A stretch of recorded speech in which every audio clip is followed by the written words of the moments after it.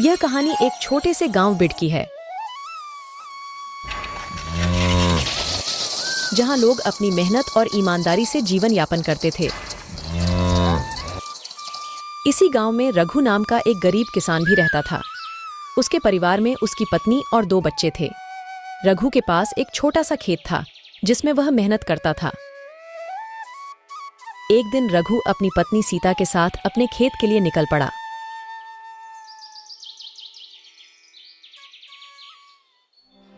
सीता, देखो इस साल फसल बिल्कुल नहीं हुई। बारिश न होने के कारण सब बर्बाद हो गया। हाँ, अब हम बच्चों के स्कूल में दाखिले के लिए पैसे कहाँ से लाएंगे? रघु और सीता खेत की स्थिति पर चर्चा कर रहे थे। गांव के कुछ लोग वहां से गुजर रहे थे और उन्होंने भी रघु की परेशानी सुनी। रघु, इस साल मौसम ने हम सभी को धोखा दिया है, लेकिन हिम्मत मत हारो, कुछ ना कुछ रास्ता जरूर निकलेगा। हाँ रघु, भगवान पर भरोसा रखो, सब ठीक हो जाएगा। धन्यवाद रामू काका और गीता दीदी, आपकी दुआओं से ही कुछ हो पाएगा।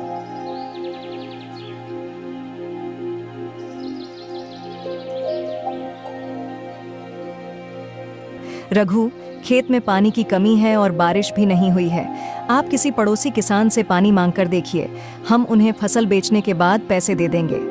ठीक है, तुम घर जाओ, मैं उनसे मिलकर आता हूँ। रघु अपने पड़ोसी राकेश से पानी मांगने गया।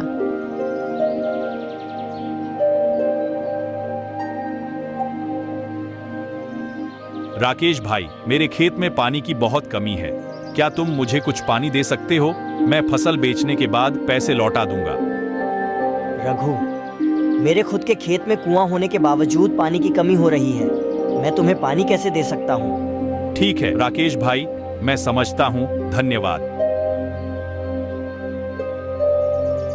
सीता और बच्चे घर पर थे, तभी रघु वापस आता है। क्या हुआ रघु? राकेश पानी देने के लिए मान गया? नहीं, उसने मना कर दिया। तो अब क्या होगा? फसल पूरी तरह से बर्बाद हो जाएगी। अब हमारे पास घर के और बच्चों के दाखिले के लिए भी पैसे नहीं हैं। पिताजी, क्या अब हमारा दाखिला नहीं हो पाएगा? माँ, क्या हम अब स्कूल नहीं जा पाएंगे? बच्चों, तुम बिल्कुल चिंता मत करो, तुम जरूर स्कूल जाओगे। अब हम क्या करेंगे? हमें खेत में कुआं खुदवाना पड़ेगा, तभी हमारे खेत को पानी मिल पाएगा। लेकिन उसके लिए तो बहुत ज्यादा पैसे लगेंगे, वो कहाँ से आएंगे? सीता, तुम चिंता मत करो, मैं कुछ करता हूँ। रघु ने फैसला किया कि वह गांव के सेठ से कर्जा लेकर कुआं खुदवाएगा।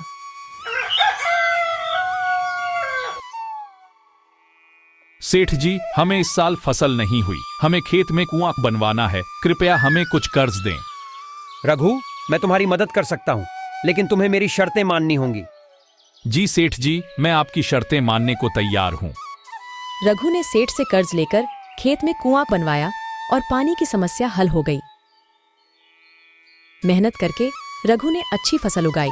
सीता, देखो इस बार फसल बहुत अच्छी हुई है, अब हम बच्चों का दाखिला करवा पाएंगे और घर भी अच्छे से चल पाएगा और सेठ का कर्जा भी कम हो जाएगा। हाँ, आपकी मेहनत रंग लाई, भगवान का शुक्र है। बच्चों के स्कूल में दाखिले का समय नजदीक आ रहा था और रघु और सीता अपनी तैयारियों में लगे हुए थे। तभी बच्चे बाहर से घर में आते हैं। पिताजी, हमारे दोस्तों ने नई स्कूल में दाखिला कर दिया है। हाँ, अब हमारा दाखिला आप कब करवाएंगे? बच्चों, हम जल्द ही तुम दोनों का दाखिला नए स्कूल में कराएंगे, तुम चिंता मत करो। सब कुछ ठीक चल रहा होता है। तभी अचानक तेज आंधी और बारिश आने लगती है।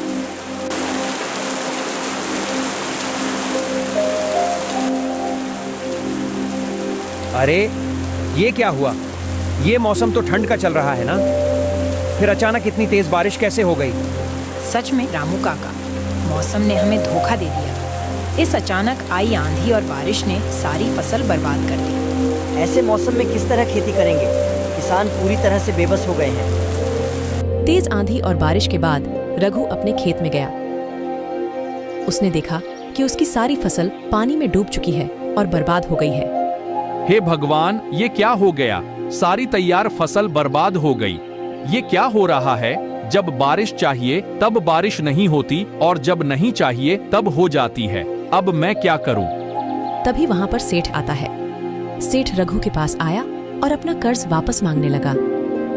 रघु, अब तुम्हारी फसल बर्बाद हो गई है। तुम मेरा कर्ज नहीं चुका पाओगे। अगर तुमने मेरा पैसा वापस नहीं किया तो मैं तुम्हारा खेत और घर जब्त कर लूंगा। सेठ जी, कृपया मुझे कुछ समय और दें। तुम्हारे पास अब ज्यादा समय नहीं है। जल्द ही मेरा पैसा चुकाओ, नहीं तो तुम्हें अपनी जमीन और घर से हाथ धोना पड़ेगा। सेठ की धमकी से रघु बहुत परेशान हो गया और उसने खुदकुशी करने का विचार किया। अब मेरे पास कोई और रास्ता नहीं बचा है। मैं बच्चों के भविष्य के लिए कुछ भी नहीं कर पा रहा हूँ। शायद मेरा अंत ही उनके लिए सही होगा। रघु खुदकुशी के लिए तैयार हो जाता है, लेकिन तभी उसे अपने बच्चों का ख्याल आता है। वह सोचता है कि वह तो मर जाएगा, लेकिन उसके मरने से क्या होगा? उसका सारा दुख और कर्ज बच्चों के ऊपर आ जाएगा। नहीं, मैं अपने बच्चों को इस तरह नहीं छोड़ सकता। मरने से अच्छा है कि मैं उनके लिए संघर्ष करूं। रघु अपने दोस्त मोहन के पास गया ताकि वह उससे सलाह ले सके। मोहन, मेरी सारी फसल बर्बाद हो गई है। बच्चों का दाखिला कैसे करवाऊं, कुछ समझ नहीं आ रहा। रघु, तुम परेशान मत हो, मैं कुछ करता हूँ। रघु घर वापस आया और सीता को सारी बात बताई। घर में दुख का माहौल छा गया। अब क्या करेंगे? बच्चों का दाखिला कैसे होगा? पिताजी, हमारे दाखिले के पैसे कहाँ से आएंगे? माँ, क्या हमारा सपना अधूरा रह जाएगा? सीता, हमें कोई उपाय खोजना होगा। बच्चों का भविष्य हमारे हाथ में है। तभी मोहन रघु के घर आया। उसके हाथ में कुछ कागज थे। रघु, तुम्हारे बच्चों का दाखिला हो गया है। ये कैसे हुआ? मैं तुम्हारे बच्चों का रिजल्ट लेकर गया था। उनके अच्छे मार्क्स देखकर स्कूल ने इस बार गरीब किसानों के बच्चों के लिए मुफ्त में दाखिला करने का फैसला किया है। ये लो, उनके दाखिले के कागज। मोहन, तुमने तो हमारी सारी परेशानी हल कर दी। धन्यवाद दोस्त। भगवान का लाख लाख शुक्र है। अब हमारे बच्चों का भविष्य उज्जवल है। पिताजी, हम अब स्कूल जा सकते हैं। माँ, मैं अपनी नई किताबें और यूनिफॉर्म लूंगी। और छुट्टी के दिन हम भी आपके साथ खेत में काम करेंगे पिताजी। हाँ, हम आपकी मदद करेंगे। तुम लोग अच्छे से पढ़ाई करना और अपने माता पिता का नाम रोशन करना। मुझे खुशी है कि मैं तुम्हारी मदद कर सका। अब मुझे चलना होगा, और भी बहुत से काम बाकी हैं।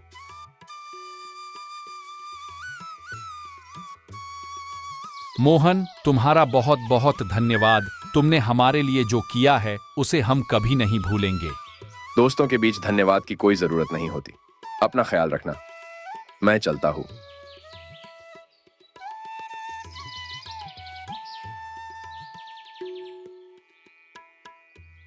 बच्चों के दाखिले के बाद सीता को अब कर्ज चुकाने की चिंता सताने लगी। अब सेठ का कर्ज कैसे चुकाएंगे? फसल तो बर्बाद हो चुकी है। हमें कोई उपाय खोजना होगा। सेठ से कुछ और समय मांगता हूँ और उनसे कुछ काम भी मांगता हूँ। रघु ने सेठ से मिलने का फैसला किया और उनके पास गया। सेठ जी, मेरी फसल बर्बाद हो गई है। कृपया मुझे कुछ और समय दे दीजिए। मैं आपका कर्ज जरूर चुकाऊंगा, और अगर आपके पास कोई काम हो तो मुझे दे दीजिए ताकि मैं मेहनत कर सकूं। रघु, मैं तुम्हें कुछ और समय देता हूँ और तुम्हें अपने यहाँ काम पर भी रख लेता हूँ, लेकिन याद रखना, समय सीमा खत्म होते ही मुझे मेरा पैसा चाहिए। जी सेठ जी, आपका बहुत बहुत धन्यवाद। मैं अपनी पूरी मेहनत करूंगा। रघु ने सेठ के यहाँ काम करना शुरू कर दिया। साथ ही अपने खेत में भी मेहनत करने लगा।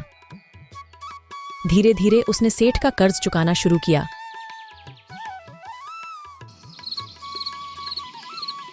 देखो सीता, मैंने सेठ का थोड़ा कर्ज चुका दिया है। अगर इसी तरह मेहनत करता रहा तो हम जल्द ही सारा कर्ज चुका देंगे। आपकी मेहनत रंग ला रही है। भगवान की कृपा से सब ठीक हो जाएगा। पिताजी, अब हम भी पढ़ाई में आपके जैसी मेहनत करेंगे और आपका नाम रोशन करेंगे। हाँ पिताजी, और आपको और माँ को कभी अकेला नहीं छोड़ेंगे। मुझे तुम दोनों पर गर्व है। मेहनत और ईमानदारी से कभी हार नहीं माननी चाहिए। यही जीवन की सच्ची शिक्षा है।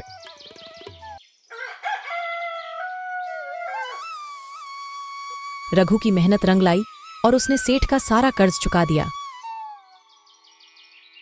उसके खेत में भी अच्छी फसल होने लगी और उसका परिवार खुशहाल जीवन जीने लगा।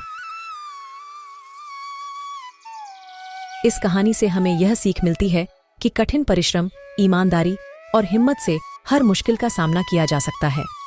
जीवन में कभी भी हार नहीं माननी चाहिए। चाहे परिस्थितियां कितनी भी कठिन क्यों न हो। परिवार और दोस्तों का सहयोग भी बहुत महत्वपूर्ण होता है, क्योंकि उनके समर्थन से हम किसी भी चुनौती का सामना कर सकते हैं।